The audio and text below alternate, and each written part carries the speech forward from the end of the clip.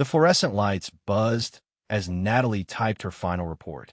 3 years at Whitmore Industries, and she had never been summoned to the CEO's office. Until now, her heels echoed down the executive corridor. Each step felt heavier than the last.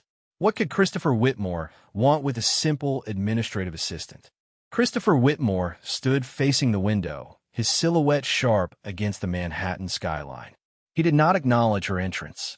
The silence stretched unbearably. He turned slowly, those piercing blue eyes locked onto hers. He ordered her to sit, his voice like ice, warning that what he was about to say would change everything. Natalie lowered herself into the chair, her hands trembling slightly. She told him she did not understand why she was there. Her voice came out smaller than she intended. He declared he needed a wife in 72 hours.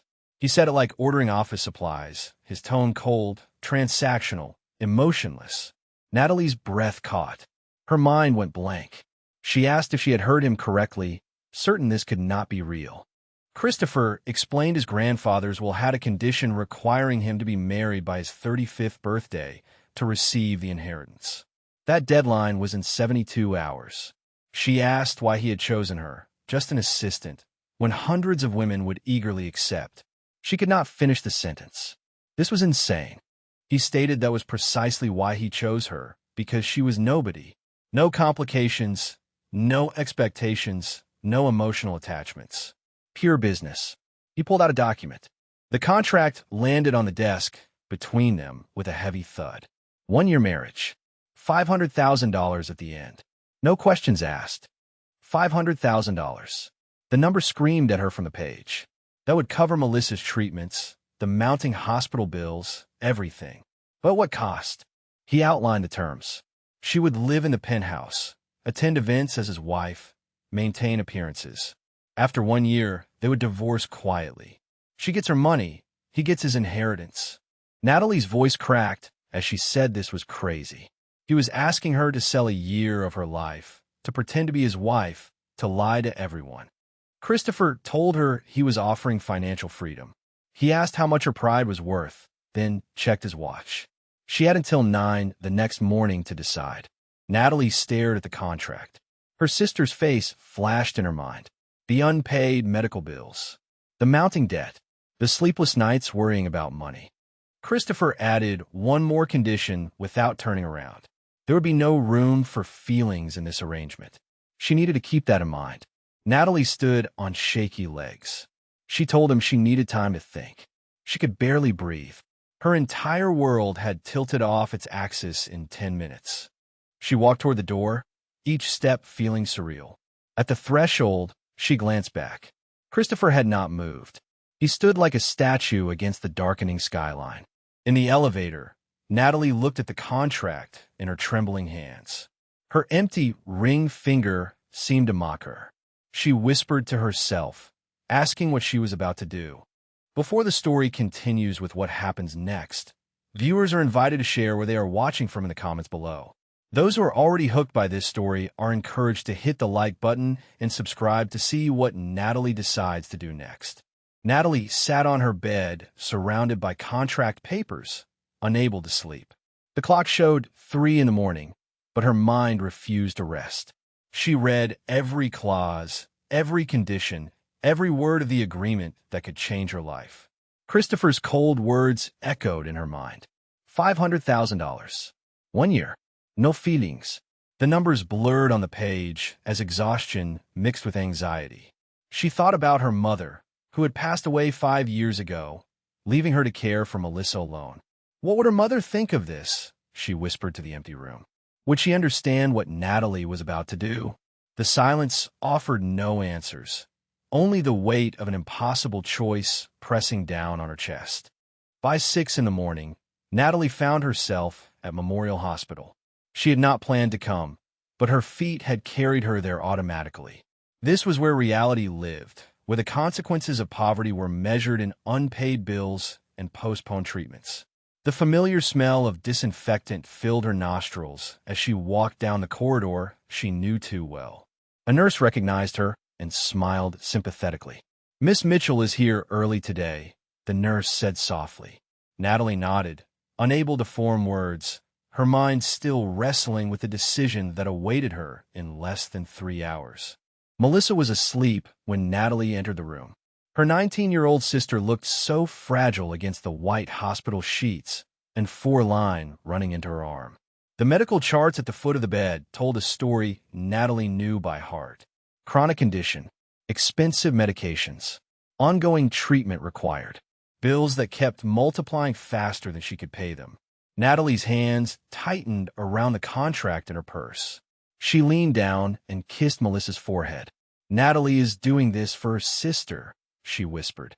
She hoped someday Melissa will understand. Her sister stirred but did not wake. Natalie was grateful for that small mercy, knowing the difficult conversation that awaited them later. The billing office opened at 8. Natalie sat across from the administrator, watching as the woman pulled up their account on the computer screen. "The administrator needs to be honest with Miss Mitchell," the woman said, her voice kind but firm. "She is looking at $47,000 in outstanding bills, and with Melissa's ongoing treatment, the hospital estimates another $60,000 over the next year." Natalie felt her stomach drop as the numbers multiplied before her eyes. Her sister's medication alone costs $3,000 monthly, the administrator continued, pulling up additional screens. "The office can set up a payment plan, but—" She trailed off, and they both knew the unspoken truth. Natalie's salary as an administrative assistant could barely cover current expenses, let alone eliminate this mountain of crushing debt. At 8:45, Natalie stood outside the Whitmore Industries building. The morning sun reflected off the glass and steel structure, making it look like an impenetrable fortress. She had 15 minutes before Christopher's deadline expired. Her phone buzzed with a text from Melissa, finally awake, and asking where her sister was and if she was okay. Natalie's fingers hovered over the keyboard, unsure how to respond. She typed back that Natalie was at work and they would talk that evening, adding that she loved Melissa. She hit send before she could second-guess herself. Taking a deep breath, she walked toward the entrance. "This is for Melissa," she told herself quietly. Natalie just needs to remember that. Christopher sat behind his desk at exactly 8:55, reviewing quarterly reports as if this were any other morning. He had not slept either, though for different reasons. The inheritance was not just money to him. It represented his grandfather's legacy, the empire built over decades, the weight of responsibility that came with the Whitmore name. His assistant knocked softly on the door. "Should the assistant reschedule Mr. Whitmore's 9 o'clock?" she asked hesitantly. Christopher raised his hand. "She should wait," he instructed. He checked his watch for minutes remaining. Would Natalie Mitchell actually go through with this arrangement? Something about her had intrigued him, the way she had looked at that contract with genuine moral conflict rather than greedy calculation. "Christopher will see what she decides," he murmured to himself. At exactly 8:59, Natalie appeared in his doorway. Christopher looked up, his expression carefully neutral and unreadable. She walked forward slowly, each step deliberate and measured, and placed the contract on his desk with a soft thud. Her hand shook slightly as she pulled out a pen from her purse. "Natalie has conditions," she said, her voice steadier than she felt inside. Christopher raised an eyebrow, clearly not expecting resistance. "Miss Mitchell is not in a position to negotiate," he replied coolly. Natalie met his piercing blue eyes directly. "Melissa's medical bills must be paid first, before anything else. That is non-negotiable for Natalie." For a moment, something flickered in Christopher's expression, perhaps a hint of respect. "Christopher agrees to her terms," he said simply. She signed her name on the designated line.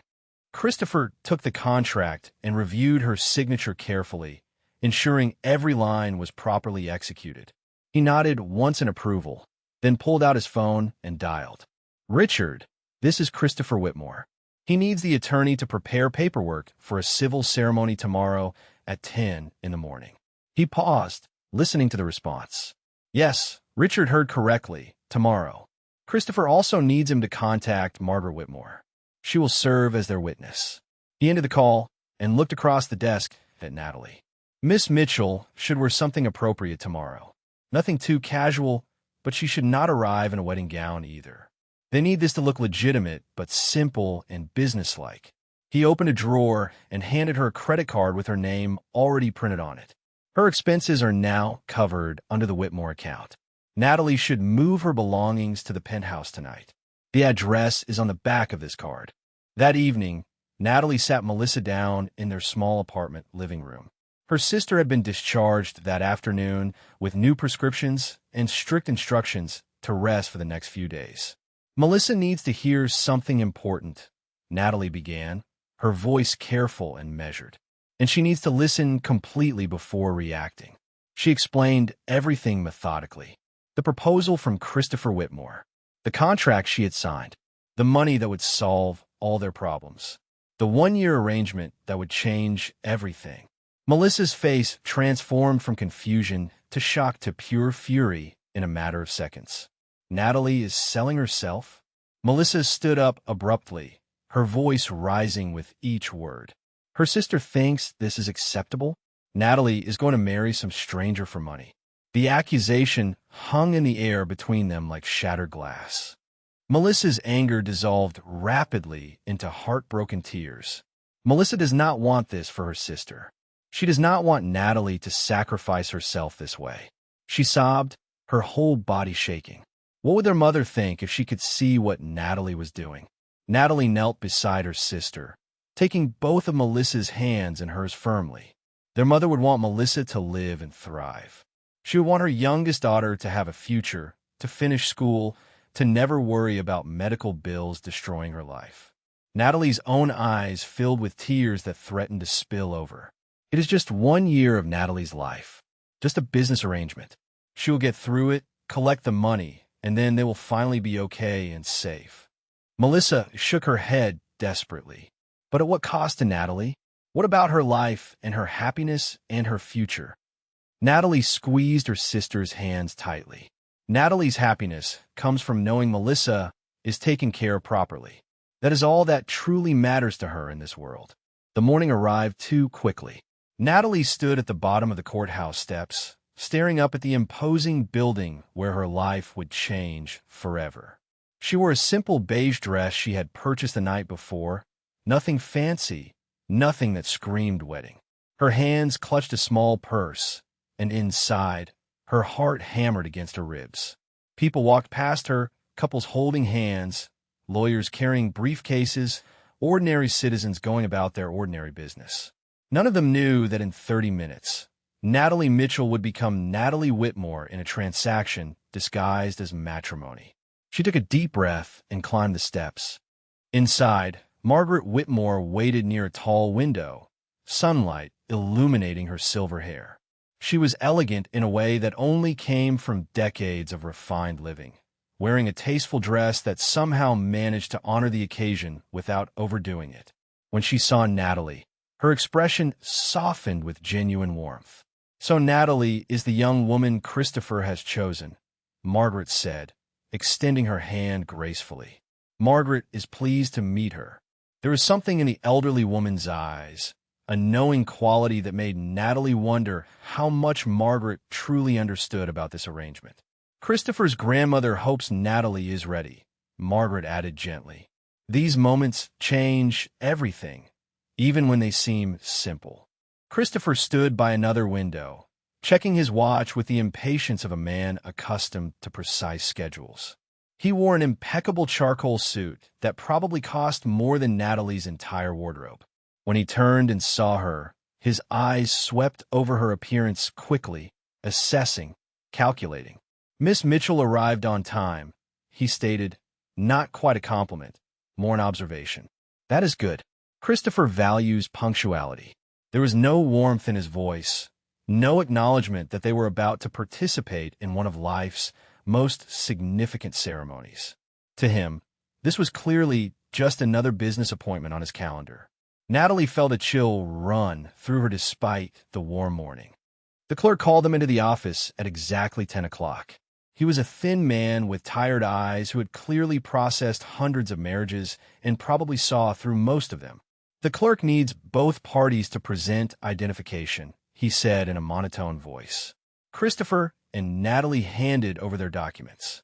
The clerk reviewed everything with bureaucratic thoroughness, occasionally glancing up at them with an expression that revealed nothing.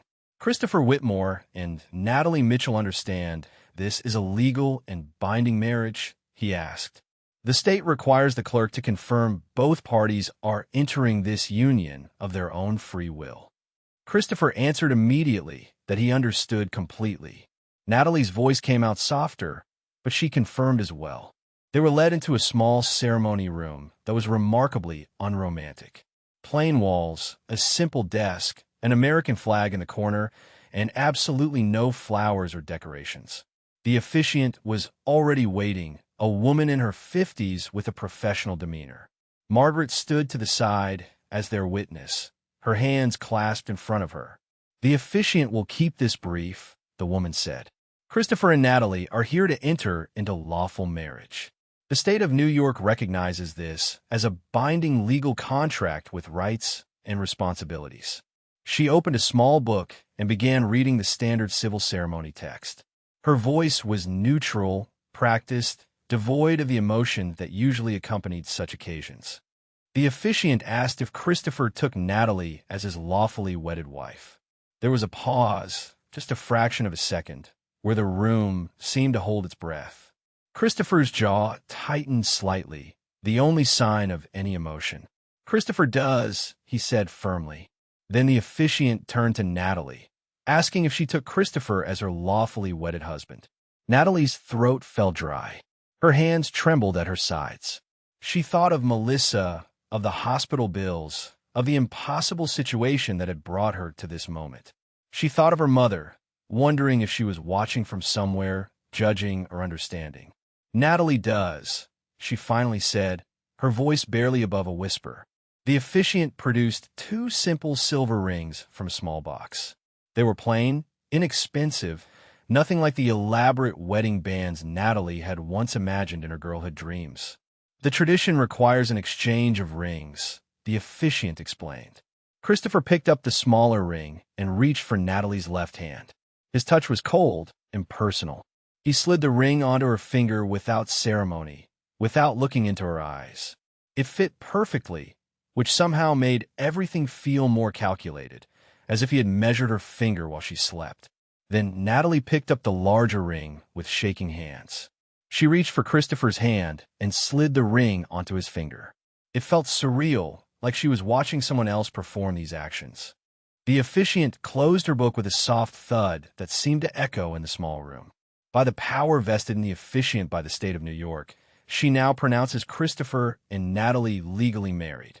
There was supposed to be a kiss. Every wedding, even the most casual civil ceremony, traditionally ended with a kiss. The officiant looked at them expectantly. Christopher and Natalie stood there, separated by 2 feet of unjan that felt like an ocean. Christopher made no move toward her. "The ceremony is complete," he said to the officiant, completely ignoring the unspoken expectation. The officiant blinked, clearly taken aback by the coldness, but recovered professionally. "Very well. The couple needs to sign the certificate." They signed the marriage certificate in silence. Natalie's signature looked shaky next to Christopher's confident scrawl. Margaret signed as their witness, and Natalie noticed the elderly woman's hand pause over the document, as if she wanted to say something but thought better of it.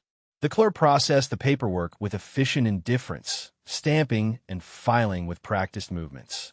"The state congratulates Mr. and Mrs. Whitmore," he said automatically. "The official certificate will be mailed to the address on file within 2 weeks. Mrs. Whitmore." The name sounded foreign in Natalie's ears. She was married, actually legally married, to a man who looked at her like she was a business acquisition rather than a human being. By evening, Natalie sat alone in the penthouse apartment that was now supposedly her home. Christopher had left immediately after the courthouse, citing urgent business meetings he could not reschedule. He had handed her a key card and told her the doorman would help with her belongings. Margaret had hugged her gently before leaving, whispering that Natalie should call her if she ever needed anything at all. Now Natalie sat on an enormous leather sofa in a living room that looked like it belonged in an architecture magazine, Everything sleek and expensive and utterly impersonal. She looked down at the cheap silver ring on her finger, turning it slowly. She was married. She was Mrs. Christopher Whitmore, and she had never felt more alone in her entire life. A single tear rolled down her cheek as she whispered to the empty room, asking what she had done. 3 months into the marriage, and Natalie had learned to wear the mask perfectly. She sat beside Christopher at yet another business dinner, her face arranged in a pleasant smile, while his associates discussed quarterly projections and market expansions. Christopher barely acknowledged her presence, occasionally gesturing toward her when someone asked about his wife, but never actually including her in the conversation. Christopher's wife is adjusting well to her new role, he would say, as if she were not sitting right there. Natalie had stopped trying to participate weeks ago. She simply smiled, nodded at appropriate moments, and counted the minutes until these performances ended. This was her life now, a well-dressed ornament at her husband's side. At Whitmore Industries, things were worse. Natalie still worked there, though Christopher had never explicitly told her whether she should quit or continue. She chose to keep working, needing something to fill the empty hours when Christopher was traveling or working late. But the office had changed. Colleagues who once greeted her warmly now whispered behind her back. She heard the rumors, the speculation, the cruel assumptions. She trapped him, gold digger, sleeping her way to the top. The words followed her down hallways and into break rooms. Her former friend Jennifer from accounting no longer invited her to lunch. Mark from IT avoided eye contact completely. Natalie was now the CEO's wife, and that made her simultaneously envied and despised. The charity galas were the worst. Christopher would arrive with Natalie on his arm, make a brief appearance, introduce her formally to key business contacts, and then abandon her to network alone. She would stand by herself, champagne glass in hand, watching her husband work the room with ruthless efficiency. Occasionally, a society wife would approach her with thinly veiled curiosity, asking invasive questions about their courtship, their wedding, their future plans. Natalie had learned to deflect with vague pleasantries. Christopher and Natalie prefer to keep their relationship private, she would say. The women would smile knowingly, clearly not believing a word, and drift away to spread more gossip. Then came the unexpected invitation from Margaret. The elderly woman had called personally, asking if Natalie would join her for lunch at the plaza. Natalie accepted, grateful for any human connection in her increasingly isolated existence. Margaret greeted her with genuine warmth, ordering tea and small sandwiches as they settled into a quiet corner. Margaret hopes Natalie has been well. The older woman began gently. Margaret knows these first months can be difficult. There was something in her tone, an understanding that went deeper than surface pleasantries. For the first time in months, Natalie felt like someone actually saw her as a person rather than an accessory or a scandal. Margaret began sharing stories about Christopher's childhood, painting a picture Natalie had never imagined. Christopher was only 12 when he lost his parents, Margaret said softly, her eyes distant with memory. A car accident, sudden and devastating. Margaret's husband raised the boy after that. She paused, sipping her tea. Christopher's grandfather was a good man, but very strict, very focused on legacy and responsibility. He taught Christopher that emotions were weaknesses, that business always came first, that people were assets to be managed. Margaret's eyes met Natalie's directly. He never taught the boy how to love, how to trust, how to be vulnerable. Christopher learned to survive by building walls, and he's been trapped behind them ever since. Natalie absorbed this information, suddenly seeing Christopher differently. The coldness, the emotional distance, the transactional approach to everything, it all made terrible sense now. Margaret thinks her grandson forgot how to smile. The elderly woman continued. He forgot how to enjoy simple things, how to connect with people genuinely. All he knows is work and duty and obligation. She reached across the table and gently touched Natalie's hand. But Margaret has watched Natalie at these events.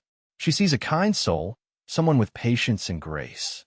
Perhaps Natalie could remind Christopher what he has lost. Natalie felt tears prick her eyes. Margaret is asking Natalie to reach him, she asked softly. The elderly woman smiled sadly. Margaret is saying it might be possible if Natalie is willing. That evening, Natalie sat by the penthouse window, watching the city lights twinkle below. Margaret's words echoed in her mind. Christopher was not born cold. Life had made him that way. He was not incapable of emotion. He had simply buried it so deep that he had forgotten it existed. Natalie thought about the boy who lost his parents, who was raised by a man who valued profit over people, who learned that vulnerability meant weakness.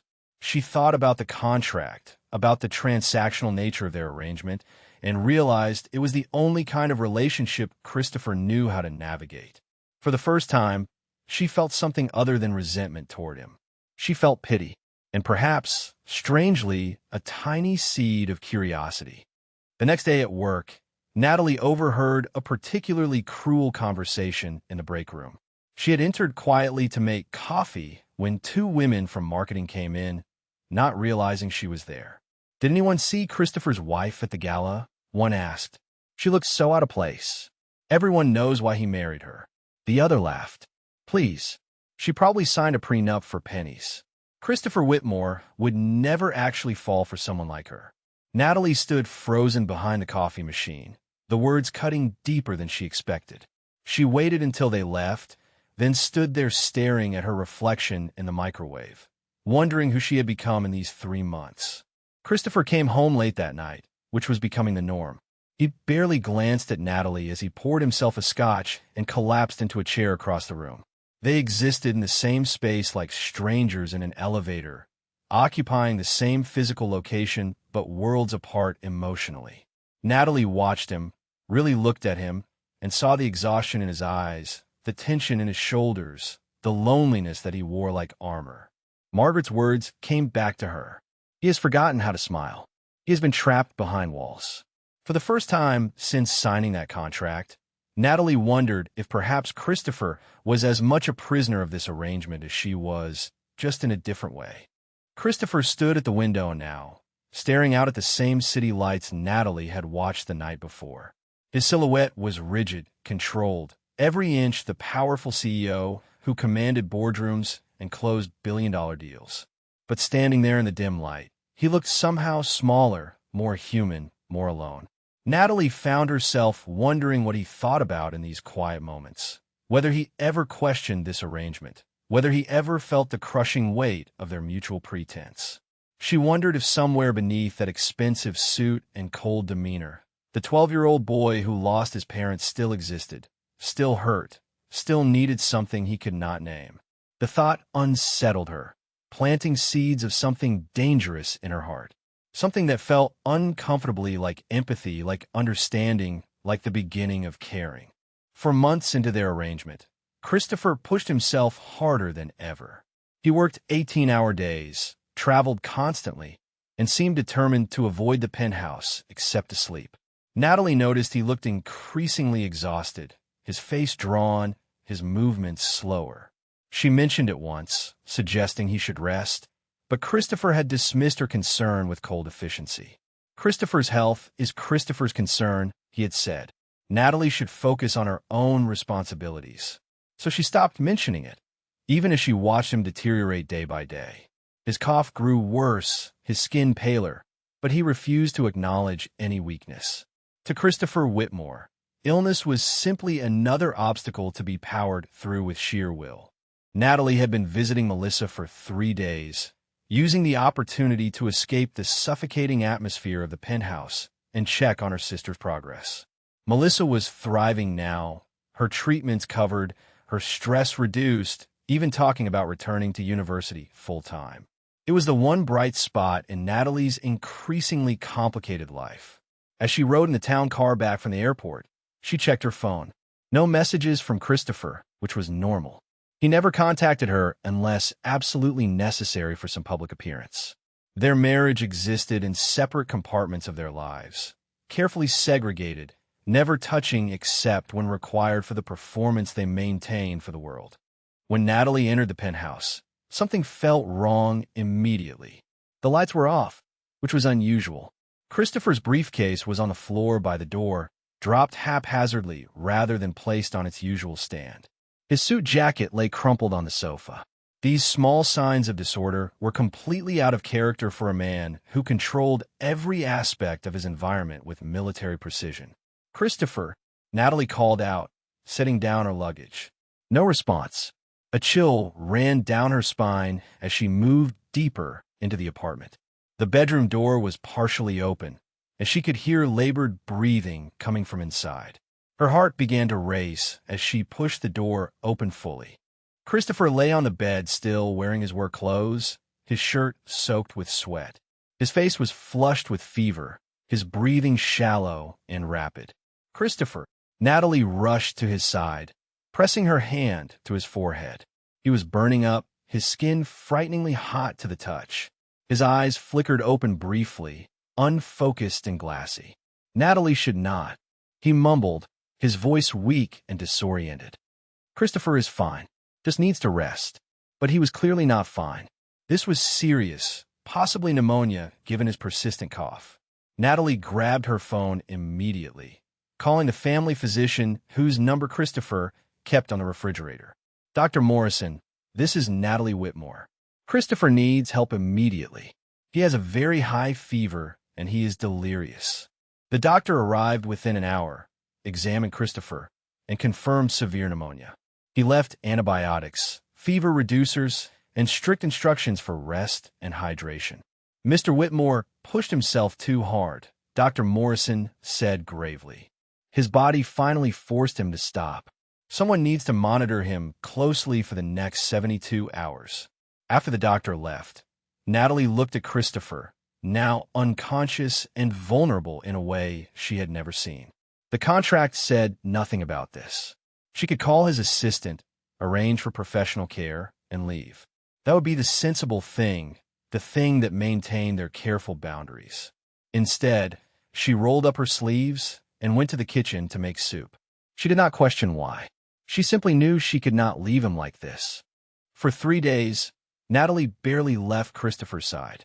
She administered medications on schedule, changed the cool cloths on his forehead when his fever spiked, and coaxed him to drink water and eat small amounts of broth when he was coherent enough. She worked from her laptop when he slept, answering his urgent emails with carefully worded responses that maintained his business operations without revealing his condition. She changed his sweat-soaked shirts, helped him to the bathroom when he was too weak to walk alone, and sat beside his bed through the long nights when his fever made him restless and confused. This was not part of their agreement. This went far beyond the pretense they had constructed. But Natalie could not bring herself to care about the contract anymore. On the second night, Christopher's fever peaked dangerously high. He became delirious, mumbling incoherently, sometimes speaking to people who were not there. "Mother," he whispered at one point, his voice breaking like a child's. "Please do not leave Christopher alone. He promises to be good. He will work harder. Just please stay." Natalie felt her heart crack open at the raw pain in his voice. She took his hand, squeezing it gently. "Christopher is not alone," she said softly, knowing he probably could not hear her or understand. "Natalie is here. She will stay with him." His hand gripped hers tightly, desperately, as if she were the only solid thing in a world that was spinning out of control. She stayed there all night, holding his hand, keeping her promise. By the third morning, the fever finally broke. Christopher's breathing became easier, his color improved, and he fell into a deep, healing sleep. Natalie had dozed off in the chair beside his bed, her hands still clasped in his, too exhausted to move to her own room. When Christopher finally woke in the late morning, his mind clear for the first time in days, the first thing he saw was Natalie sleeping in the chair beside him. Her hair was messy, her face tired, her hands still holding his. There were dark circles under her eyes from 3 nights of minimal sleep. For several long minutes, Christopher simply looked at her, really looked at her, as if seeing her for the first time. Something shifted in his chest, an unfamiliar sensation that he could not name. Natalie's eyes fluttered open and immediately met Christopher's gaze. For a moment, neither spoke. The air between them felt different somehow, charged with something neither could articulate. "Christopher is awake," Natalie said softly, relief flooding her voice. How does he feel? Christopher's throat felt dry as he tried to respond. Better, he managed. How long? He trailed off, looking around the room, seeing the evidence of days of care. The medicine bottles, the empty soup bowls, the damp cloths. 3 days, Natalie answered. He had pneumonia. Dr. Morrison said it was severe. Christopher processed this information slowly. Natalie stayed here. She took care of Christopher. His voice held genuine confusion, as if he could not understand why anyone would do such a thing. Natalie nodded slowly. Yes, Natalie could not just leave him alone like that. Christopher stared at her, his sharp blue eyes showing an emotion she had never seen there before. Not gratitude exactly, but something deeper, more confused, as if she had broken a fundamental rule he thought governed the universe. The contract does not require this, he said quietly, almost to himself. Natalie went beyond what was agreed. Natalie squeezed his hand gently, the hand she had been holding all night. Some things have nothing to do with contracts, Christopher. Their eyes locked, and in that moment, something invisible but profound passed between them. Christopher's carefully constructed walls had a crack in them now, and sunlight was beginning to leak through. Neither of them said anything more, but both of them felt it. Everything had just changed in ways neither could fully comprehend yet. After the illness, something shifted in Christopher that even he could not fully explain. He found himself thinking about Natalie at odd moments during meetings, remembering how she had stayed by his side when she had no obligation to do so. A week after his recovery, he stopped by her office with 2 coffees, one made exactly how she liked it, though he could not remember when he had learned her preference. Christopher thought Natalie might need this, he said, placing the cup on her desk. His colleagues looked shocked. Christopher Whitmore did not bring people coffee. Natalie looked equally surprised, her eyes searching his face for some explanation. Thank you, she said softly. He nodded and left quickly, unsure why such a simple gesture felt so significant. Christopher began asking about her day, not perfunctorily, but genuinely listening to her answers. When Natalie mentioned struggling with a particularly difficult client report, he sat down and helped her work through the analysis, offering insights from his years of experience. They spent 2 hours together just talking about work, and Christopher realized he had not enjoyed a conversation this much in years. Natalie has a good instinct for these patterns, he told her as they finished. She should trust her judgment more. It was the first compliment he had ever given her. Natalie looked at him with surprise and something else, perhaps hope, flickering in her warm hazel eyes. Christopher started coming home for dinner instead of staying late at the office every night. At first, they ate in awkward silence, neither knowing how to navigate this new territory. But gradually, conversation began to flow. Christopher asked about Melissa, and Natalie shared stories about her sister's progress at university. Natalie asked about his childhood, and Christopher found himself opening up in ways that surprised him, telling her about the sailboat his father had once taken him on, the model planes they had built together, memories he had buried for decades. Christopher's father sounds like he was a wonderful man, Natalie said gently. Christopher felt his throat tighten unexpectedly. Christopher admitted quietly. Christopher wishes he had more time with him. At a charity gala the following month, the change became publicly visible. A prominent socialite, Victoria Ashford, approached Natalie with her usual condescending smile. Everyone is wondering how long this little arrangement will last, Victoria said loud enough for nearby guests to hear. Christopher Whitmore is known for his brief interests. Natalie should not get too comfortable in her position. The words were designed to humiliate, to put Natalie in her place. Several people turned to watch, anticipating the drama. Natalie felt her face flush, the familiar shame beginning to rise. She had endured months of these subtle and not-so-subtle insults, always forced to smile and deflect because defending herself would only make things worse. She opened her mouth to respond with her usual polite deflection. Before Natalie could speak, Christopher appeared at her side. His hand found the small of her back, a gesture of protection and claim that he had never made before. His blue eyes locked onto Victoria with an intensity that made the socialite take an involuntary step backward. Mrs. Ashford should be very careful about how she speaks to Christopher's wife, he said, his voice low and dangerous.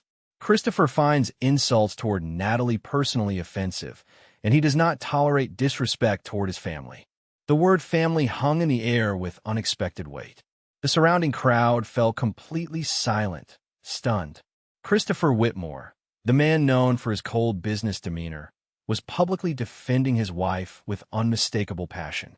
Victoria's face went pale. Christopher did not mean to offend, she stammered. Christopher turned his attention to Natalie, his expression softening immediately. "Is Natalie all right?" he asked, his voice gentle in a way that made her heart skip. She nodded, too overwhelmed to speak. The entire ballroom was watching them now, witnessing something none of them had expected. Christopher had never shown public affection, never defended anyone, never let emotion crack his perfect corporate facade. Yet here he stood, his hands still protectively on Natalie's back, his eyes filled with genuine concern for her well-being.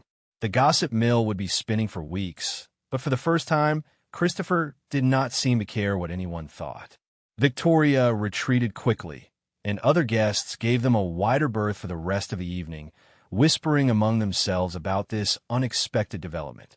In the car on the way home, silence stretched between them, but it was different from their usual coldness. This silence was charged, full of unspoken questions.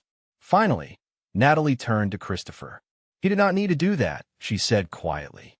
"The contract does not require Christopher to defend Natalie." Christopher looked at her, his blue eyes intense in the dim light of the passing street lamps. "Christopher did not do it because of the contract," he said, his voice rough with emotion he was clearly struggling to contain. "He did it because he wanted to, because Natalie deserves respect, because—" He stopped, seeming to wrestle with words that would not come. The tension between them was palpable, electric, dangerous. They entered the penthouse, and Christopher turned to face Natalie properly. "Christopher needs to say something," he began, his usual composed demeanor cracking. "These past weeks, since Natalie took care of him, Christopher cannot stop thinking about it. About her. About how she stayed when she did not have to." He ran his hand through his hair, frustrated with his own inability to articulate what he felt. Christopher is not good at this. He was taught that emotions were weaknesses, that caring about people made him vulnerable. But Natalie, he met her eyes. She makes Christopher want to try, want to be different, want to feel things he thought he had buried forever. Natalie felt her breath catch. "What is Christopher saying?" she whispered, afraid to hope, afraid to believe this was real. Christopher took a step closer, close enough that she could feel the heat radiating from his body. "Christopher is saying that this stopped being pretend for him. He is not sure when it happened. Maybe when Natalie held his hand through the fever, maybe earlier when she smiled at him across the dinner table, maybe the moment she signed that contract with trembling hands." His voice dropped lower. Christopher knows this was not part of their agreement. He knows Natalie signed up for a business arrangement, not for feelings. But Christopher cannot help what he feels anymore. Tears filled Natalie's eyes. "Natalie has been feeling the same way," she admitted, her voice breaking. She tried not to. She told herself it was just the contract, just business. But somewhere along the way, she started caring. She started hoping. She started falling for the man behind the walls. Christopher reached up slowly, giving her time to pull away if she wanted, and cupped her face gently. "Then maybe they can stop pretending," he said softly. "Maybe they could try something real. Something that has nothing to do with contracts or inheritances or obligations." Natalie leaned into his touch, her heart pounding. "Natalie would like that," she whispered.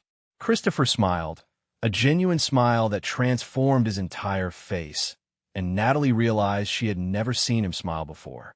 It was beautiful. "So would Christopher," he said, and pulled her close. 8 months into their marriage, the penthouse no longer felt like a cold prison. Christopher and Natalie had breakfast together most mornings now, talking about their plans for the day, sharing small laughs over the newspaper. It was domestic in a way that surprised them both. Christopher found himself looking forward to these quiet moments more than any business meeting. One particular morning, as Natalie laughed at something he said about a ridiculous client request, Christopher made a decision. Christopher would like to take Natalie to dinner tonight, he said, the words coming out more nervously than he intended. Not a business event, not a gala, just the two of them. A real dinner. Natalie looked up, surprise and pleasure lighting her face. Natalie would love that, she replied softly. That evening, Christopher took Natalie to a small Italian restaurant in Brooklyn, far from the ostentatious Manhattan establishments where they usually appeared for business functions. It was the kind of place with checkered tablecloths and candles and wine bottles, family-owned for 3 generations, where the food was genuine and the atmosphere unpretentious. Christopher used to come here with his father, he explained as they walked in. Before everything changed. It is one of his few good memories from childhood. Natalie felt touched that he was sharing this place with her, this piece of his past that he had kept locked away. The owner, an elderly Italian man named Giuseppe, recognized Christopher immediately and embraced him warmly, delighted to see him after so many years. They settled into a corner table, and for the first time in their relationship, there was no performance, no pretense, no carefully maintained facade. They were simply 2 people having dinner. Christopher talked about his childhood before the tragedy, about building model airplanes with his father, about his mother's terrible singing voice that somehow always made him smile. Natalie shared memories of her own mother, the woman who had taught her that kindness was strength, that helping others was the highest calling. Natalie's mother sounds like she was remarkable, Christopher said, his voice full of genuine admiration. She would have been proud of the woman Natalie became. Tears pricked Natalie's eyes at the unexpected compliment. Christopher thinks so, she asked softly. Christopher knows so, he replied with certainty. The conversation flowed naturally, easily, like water finding its path. They talked about books they loved, movies that made them cry, childhood dreams they had abandoned. Christopher confessed he had once wanted to be an architect, designing buildings that would inspire people. What stopped Christopher? Natalie asked. He looked down at his wine glass. His grandfather convinced him it was impractical. That Whitmore men built empires, not buildings. That art was for dreamers, not leaders. The sadness in his voice was palpable. Christopher gave up that dream to become who his grandfather needed him to be. Natalie reached across the table and took his hand. It is not too late, she said gently. Christopher could still design, still create, still dream. He squeezed her hand, hope flickering in his eyes for the first time in decades. Christopher leaned forward, his blue eyes intense in the candlelight. Christopher needs to confess something to Natalie, he said, his voice dropping lower. He has never had this ease of conversation, this feeling of being understood. Christopher's grandfather trained him to view relationships as transactions, to keep everyone at arm's length, to never show vulnerability. He paused, struggling with the words. But with Natalie, Christopher does not want to maintain distance. He wants to close it. He wants to know everything about her, her fears, her hopes, her dreams. He wants to share his own, things he has never told another living soul. Natalie felt her heart race. Natalie feels the same way, she admitted. With Christopher, she does not have to pretend to be anyone but herself. It is terrifying and wonderful at the same time. As they shared tiramisu for dessert, Natalie grew quiet, her expression troubled. Christopher noticed immediately.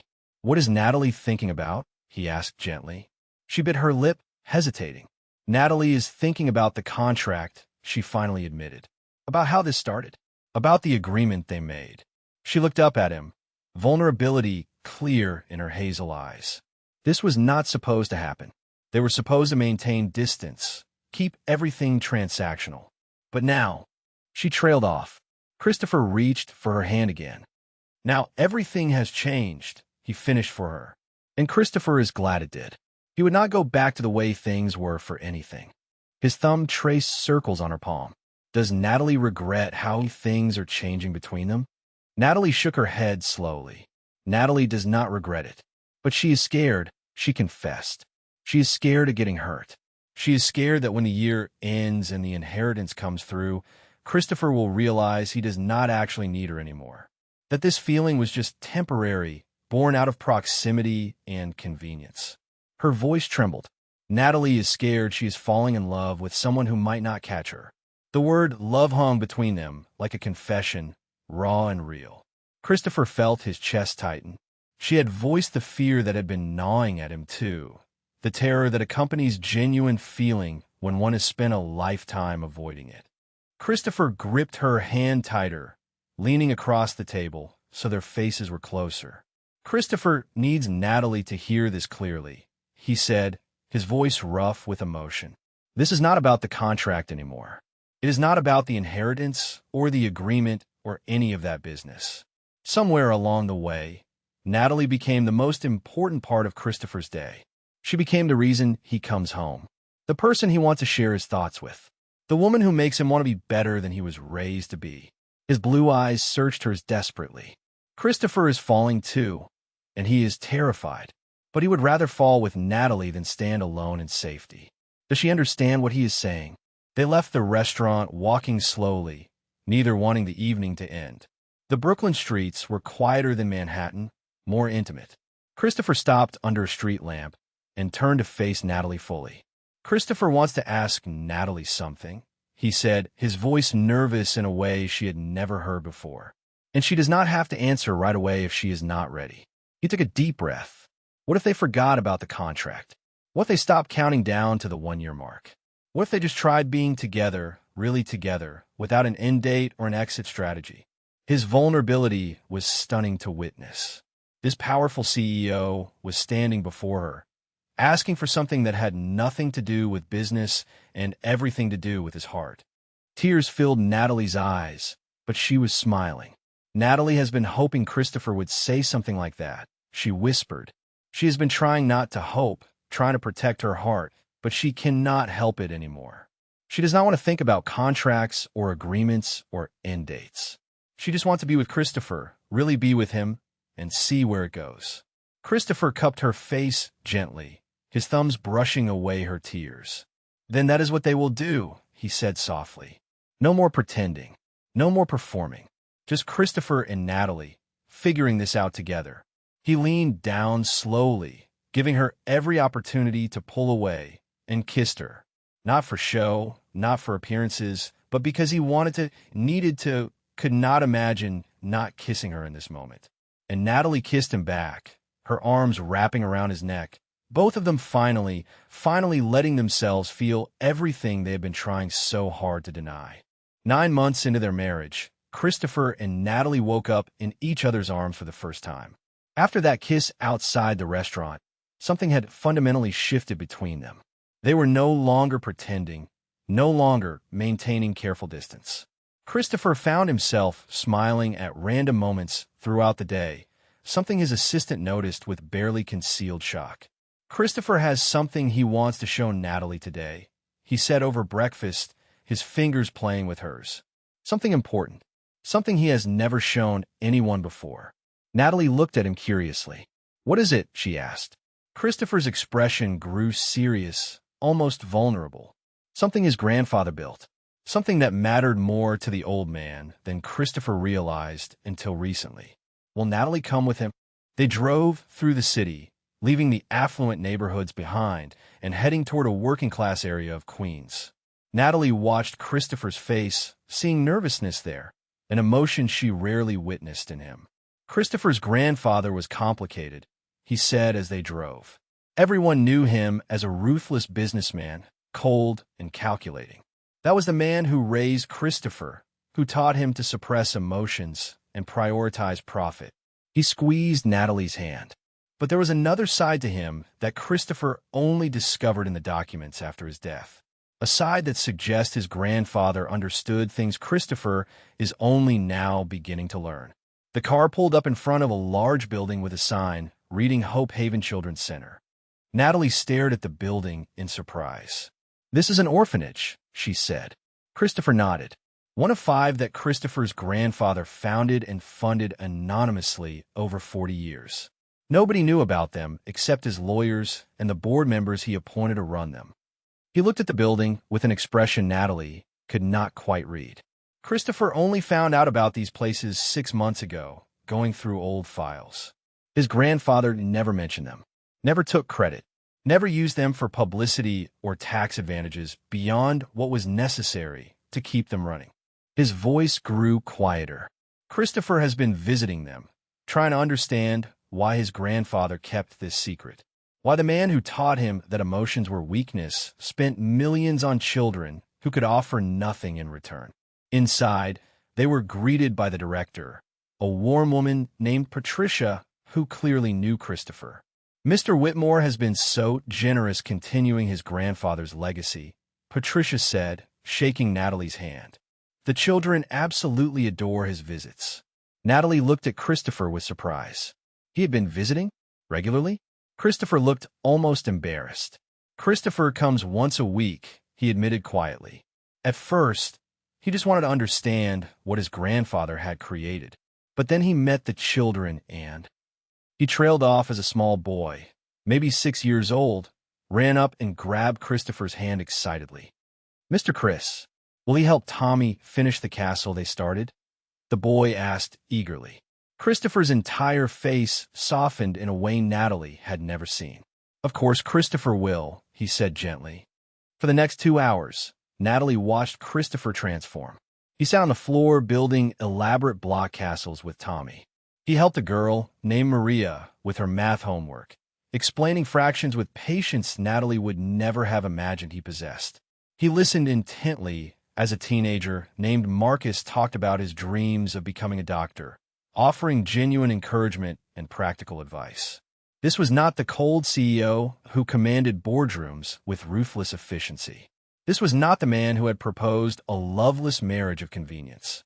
This was someone completely different, someone real and warm and genuinely happy. Natalie felt tears prick her eyes as she watched him laugh at something one of the children said. His whole face lit up with joy. Later, they sat in the orphanage's small garden while the children played. Christopher was quiet, watching the kids with a soft expression. Christopher thinks he understands now, he said finally, why his grandfather built these places, why he kept them secret. He turned to Natalie. Christopher's grandfather lost his own parents young, grew up in foster care in the 1950s. It was brutal. He built his empire partly to prove he was worth something, but he built these orphanages to give other kids what he never had. Love, security, hope. Christopher's voice thickened with emotion, and he kept them secret because he did not want anyone to think he was soft, to use his compassion against him in business. So he showed the world one face and hid his heart. Christopher took Natalie's hand, intertwining their fingers. Christopher spent his whole life trying to be like his grandfather, but he was imitating the wrong version. He was copying the mask, not the man underneath. He looked at her with raw vulnerability. Natalie makes Christopher want to be the real version, the one who can care about people without fear, the one who can build something that matters beyond profit margins. His blue eyes searched hers desperately. Does she see what Christopher is trying to say? She changed everything for him. Before Natalie, Christopher was becoming the mask permanently, but she reminded him there could be something underneath, something worth protecting. Natalie felt tears streaming down her face. Christopher is already that man, she whispered. Natalie sees him. Christopher reached up and gently wiped away her tears. Christopher needs to tell Natalie something, he said, his voice shaking slightly. And it terrifies him because he has never said these words to anyone, never allowed himself to feel this way. But after today, after watching her interact with the children, seeing her kindness and grace, Christopher cannot keep it inside anymore. He took a deep breath, his hand trembling slightly against her cheek. Christopher is in love with Natalie, not because of any contract, not because of convenience, but because she is the most extraordinary person he has ever known, and she makes him believe he can be extraordinary too. She makes him want to be the man his grandfather was underneath all the armor. She makes Christopher want to be worthy of her. Natalie's breath caught in her throat. The word she had been terrified to hope for, terrified to believe could be real, hung in the air between them like a gift. "Christopher loves her," she whispered, needing to hear it again, needing to believe it was real. Christopher nodded, his blue eyes shining with unshed tears. More than he thought possible. More than he knew how to.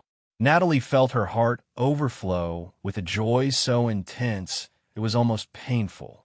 "Natalie loves Christopher too," she said, her voice breaking with emotion.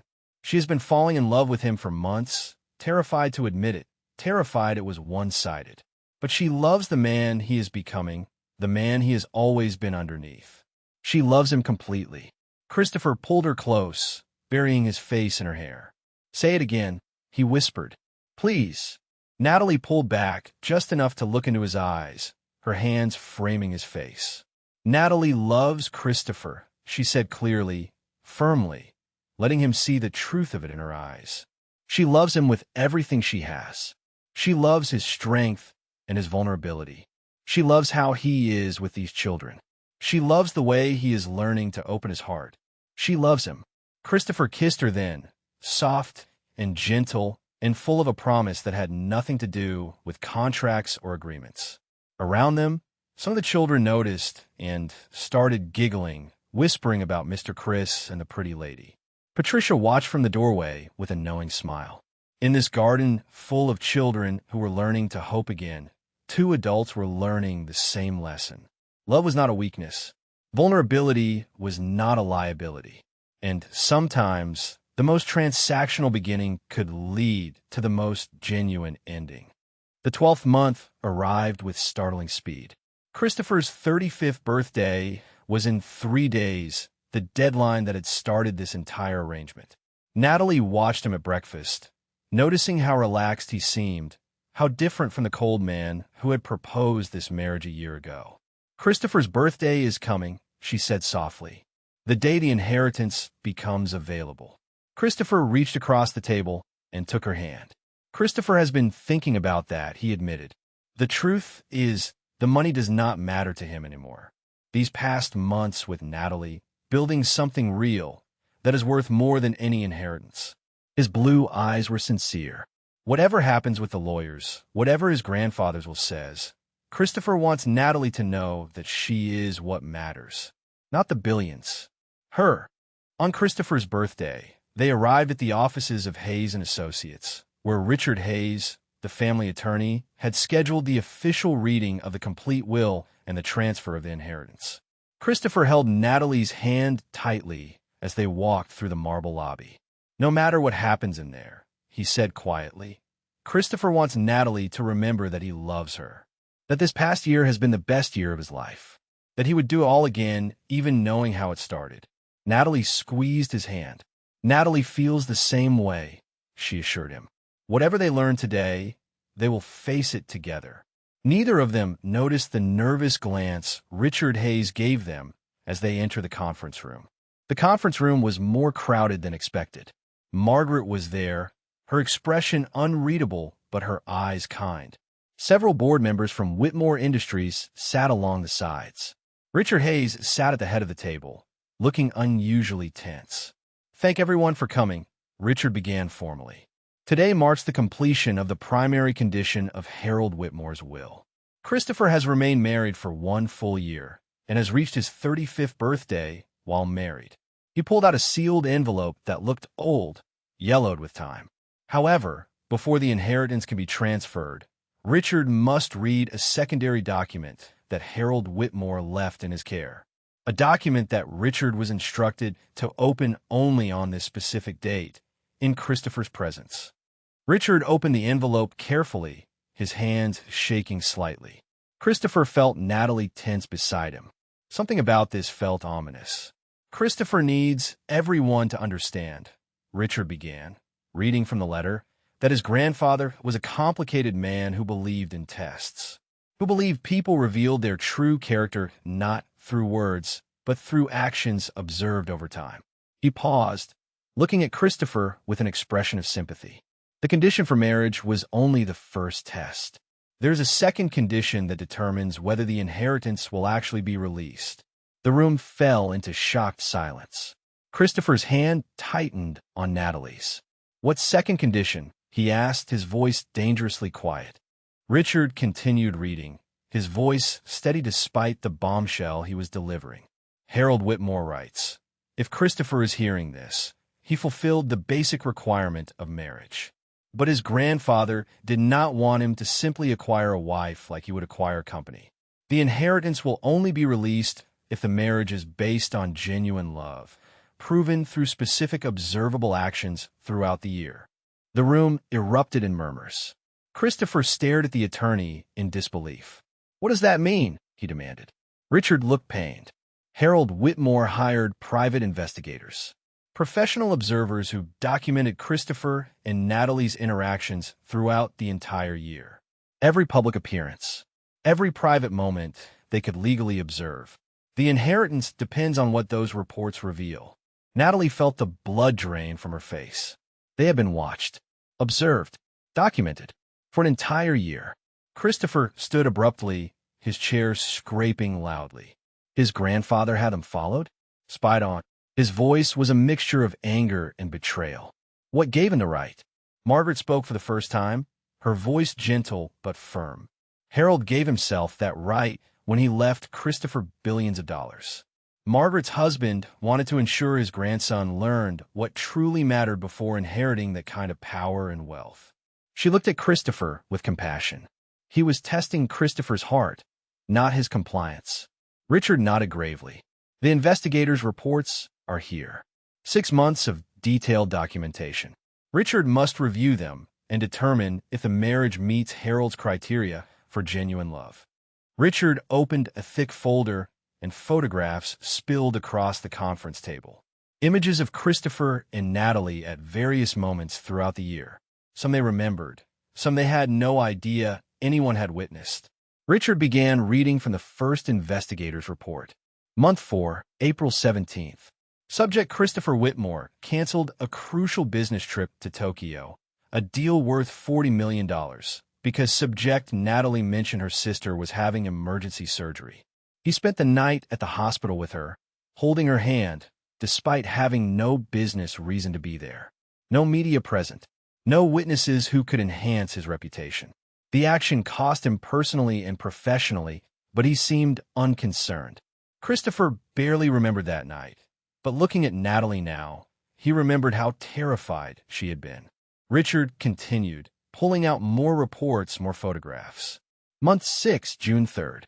Subject Christopher was observed at a jewelry store, not purchasing expensive items for appearances, but having a simple broken necklace repaired. Investigation revealed it belonged to subject Natalie's late mother.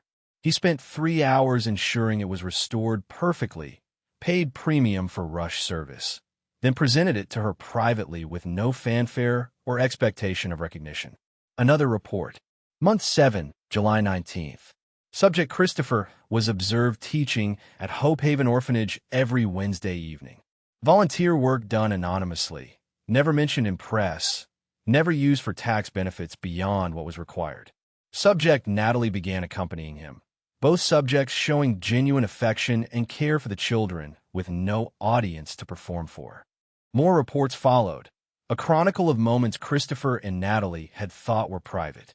The time Christopher rearranged his entire schedule to attend Melissa's university graduation. The evening Natalie spent 12 hours nursing Christopher through his pneumonia without telling anyone or calling for help. The charity gala where Christopher had publicly defended Natalie. The quiet dinners at home where investigators watching through distant windows noted their body language showed genuine intimacy and affection. Each report painted a picture of two people who had started as strangers bound by contract, but had somehow, genuinely, fallen in love. Richard's voice grew thick with emotion as he read the final summary. Primary investigators' conclusion. This marriage began as transaction, but evolved into authentic partnership based on mutual respect, care, and love. Recommend full approval for inheritance release. Margaret stood slowly, tears streaming down her face. Margaret's husband knew what he was doing, she said, her voice full of emotion. He knew Christopher had been raised to suppress his heart, to view relationships as transactions. Harold created a situation that forced Christopher to marry, yes, but he built in this test because he hoped, prayed even, that Christopher would learn what Harold himself learned too late in life. She looked at Christopher and Natalie with pure joy. That love cannot be purchased or planned. That the greatest inheritance is not money, but the ability to open one's heart to another person. Harold wanted Christopher to learn this lesson before he inherited billions, because he knew wealth without love would destroy his grandson the way it nearly destroyed Harold himself. She walked around the table and embraced them both. Christopher passed his grandfather's test, and in doing so, he gained something far more valuable than any inheritance. He gained a real marriage, real love, the life Harold always wanted for him. Richard was not finished. He pulled out another document, his hand steadier now as he read the most crucial part of Harold Whitmore's letter. Harold writes, Richard must document specific actions that prove genuine love beyond contractual obligation. Christopher must have demonstrated sacrifice without expectation of return. Natalie must have shown care that exceeded her agreement. Both must have chosen each other's well-being over their own interests repeatedly and consistently. Richard looked up at the couple. The investigators were instructed to look for these specific markers.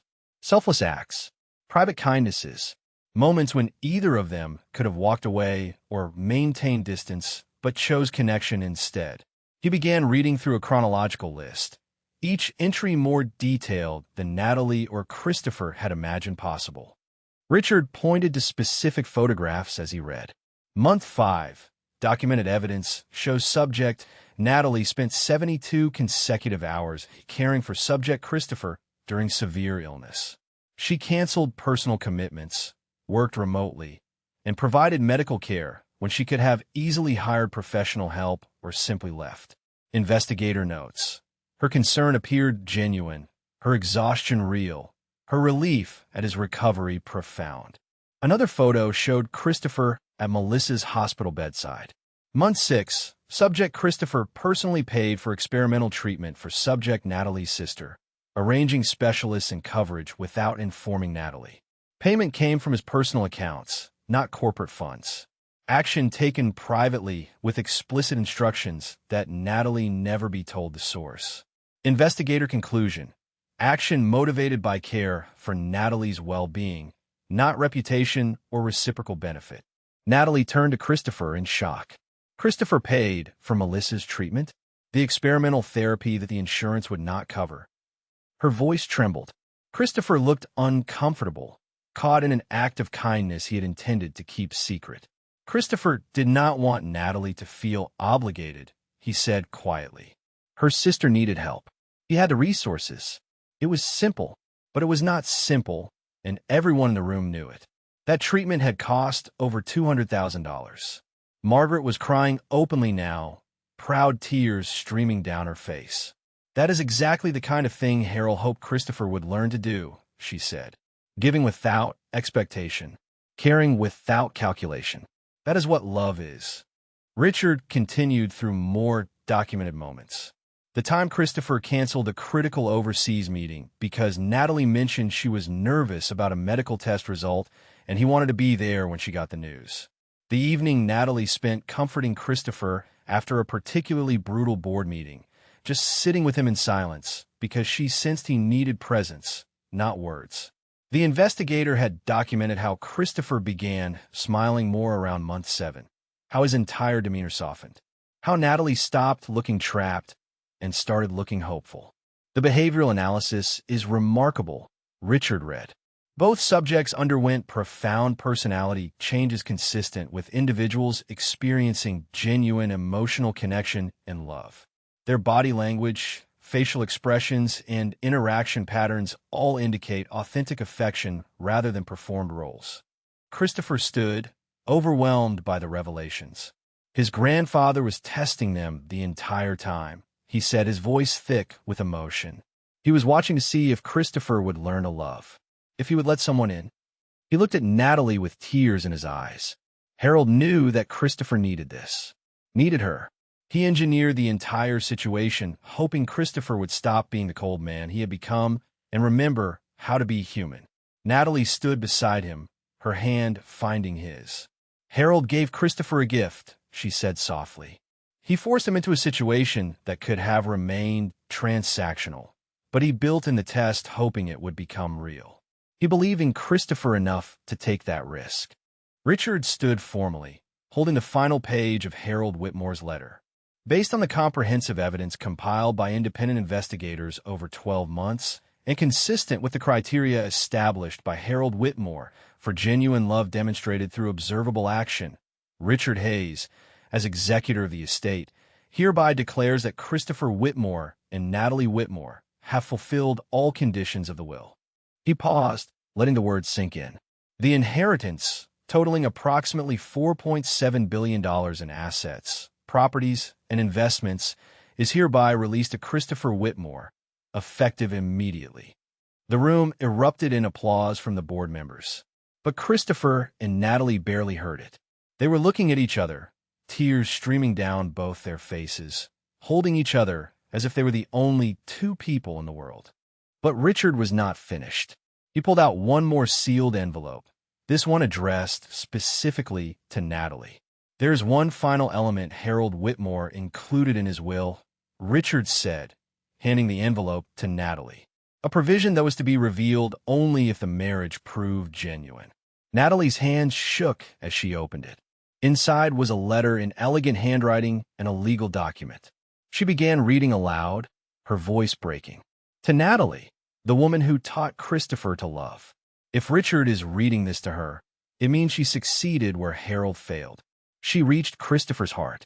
For this gift, for giving Harold's grandson the life Harold always wanted him to have, Harold leaves Natalie a separate trust fund of $500 million, independent of Christopher's inheritance. This is not payment. This is gratitude. The letter continued, and Christopher read over Natalie's shoulder, his arm around her waist. Harold writes, "Christopher's grandfather hopes Natalie understands that this money is hers alone, to use as she wishes. Perhaps she will continue Harold's orphanages. Perhaps she will create her own legacy. Whatever she chooses, she has earned it not through contractual obligation, but through genuine kindness and love." Harold never met Natalie, but the investigators' reports tell him everything he needs to know. She is the kind of person Harold wished he had met when he was Christopher's age. She is proof that goodness still exists in a world that often rewards ruthlessness. Christopher tightened his hold on Natalie. His grandfather gave her this because he knew she would never ask for it, because she stayed for love, not money. 6 months later, Christopher and Natalie stood before family and friends in a small church, renewing their vows. This time, there were flowers and music and tears of joy. This time, they wore rings they had chosen together, expensive bands engraved with the date they had truly committed to each other, not the date of their contract. Melissa stood as maid of honor, healthy and radiant, finishing her final year of university. The children from Hope Haven filled the front rows, excited to see Mr. Chris and Miss Natalie get married for real. Margaret sat in the front row, dabbing her eyes with a handkerchief, whispering to anyone who would listen that her husband would have been so proud. This was not a civil ceremony in a cold courthouse. This was a celebration of love that had been tested, documented, and proven genuine beyond any doubt. What started as a business transaction became the greatest love story Christopher and Natalie could have imagined. Harold Whitmore had given his grandson the ultimate gift, not billions of dollars, but the chance to learn that the richest life is one filled with genuine connection, sacrifice, and love. Christopher finally understood that his grandfather's greatest legacy was not the empire he built, but the lesson he left behind. That wealth means nothing without someone to share it with. That walls protect nothing worth keeping. That vulnerability is the only path to real happiness. And that sometimes the most calculated beginning can lead to the most beautiful ending. Christopher and Natalie Whitmore went on to expand Harold's orphanages, creating a foundation in his name. They built a life based not on contracts, but on choice, not on obligation, but on devotion. And every year on Christopher's birthday, they returned to that law office, not to collect an inheritance, but to thank the man who engineered their love story from beyond the grave. The man who knew that the greatest inheritance is not what you leave behind, but who you help someone become. Where are you watching this story from? What did you think about Harold's ultimate test of love? Drop your thoughts in the comments below. And if this story touched your heart, make sure to like this video and subscribe to our channel for more incredible stories about faith, family, and the power of love. Thank you for joining Christopher and Natalie on their journey.